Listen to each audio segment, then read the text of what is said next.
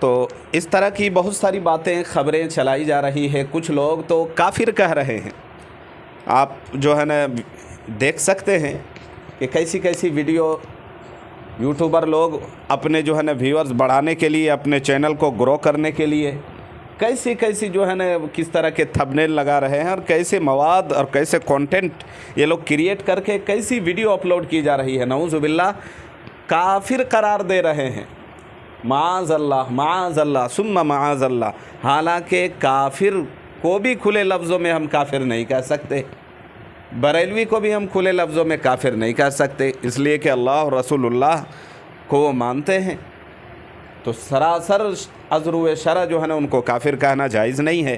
हालांकि ये धड़ल्ले से हज़रत मौलाना मुफ्ती तारिक मसूद साहब को काफिर करार दे रहे हैं।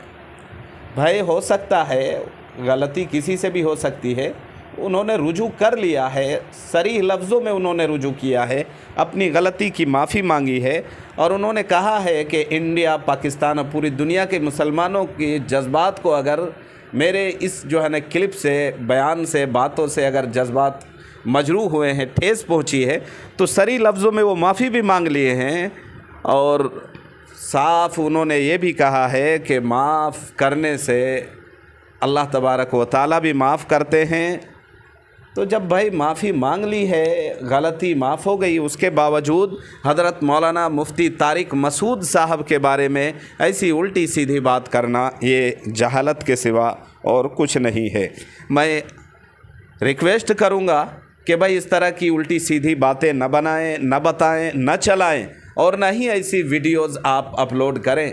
खुदा से डरें, अल्लाह से डरें, अल्लाह की पकड़ से डरें। आप खुदा के यहाँ जो आपको हिसाब देना है, जवाबदेह होंगे, उससे आप डरें। खुदा के यहाँ जो है हर एक बात का हिसाब देना होगा, तमाम चीज़ों की जवाबदेही ज़रूरी है।